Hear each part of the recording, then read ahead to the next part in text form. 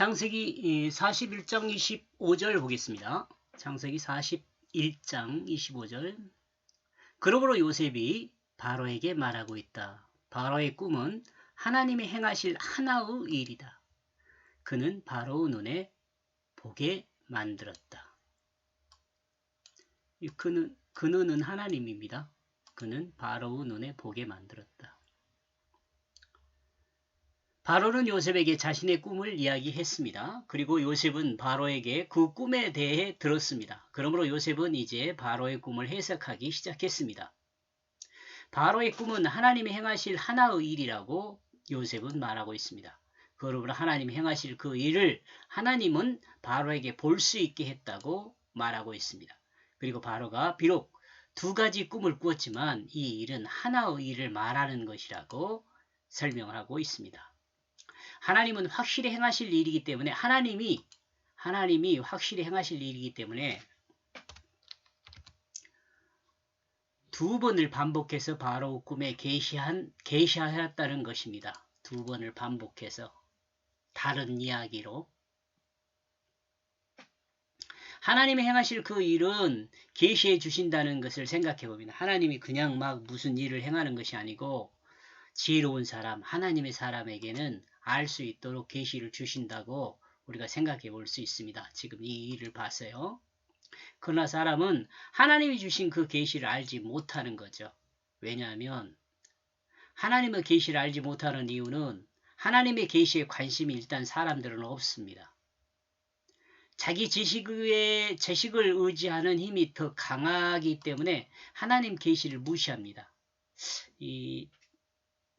사람의 직관이 거의 요즘은 없어지다시피 했잖아요. 약간 있는 사람도 있습니다만은. 근데 이런 거 직관이 좀 약해진 것은 많이 약해졌죠. 많이 약해진 것은 사람이 경험을 쌓게 되면서 그 경험을 의지하기 때문에 더 그렇게 된 거죠. 그러므로 이런 것들은 무시하게 됩니다. 언제부터인가 인간은 자기 지식으로, 자기 지혜로, 인간 중심으로 이 땅을 이해하려 합니다. 그리고 마치 하나님이 없는 것처럼 행동을 하지요. 그리고 하나님의 역사가 닥치면 그때서야 절망하고 하나님을 종교적으로 찾습니다.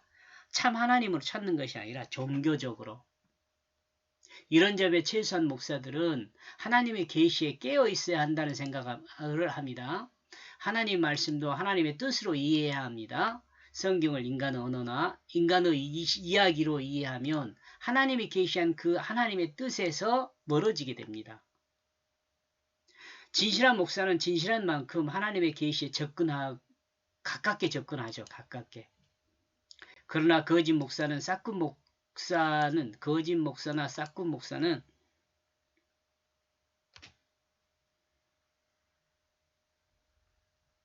꾼인가 보네요.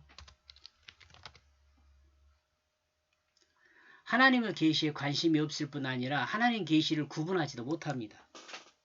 하나님의 계시를 보고도 해석하지도 못합니다. 그리고 오해하게 됩니다. 마치 애굽왕 바로와 같습니다. 두려움에 떨기만 하죠. 그리고 바로의 부탁을 받은 그 점쟁이들하고 똑같죠. 가끔 가다 보면 목사가 점쟁이 흉내내는 사람도 있더라고요.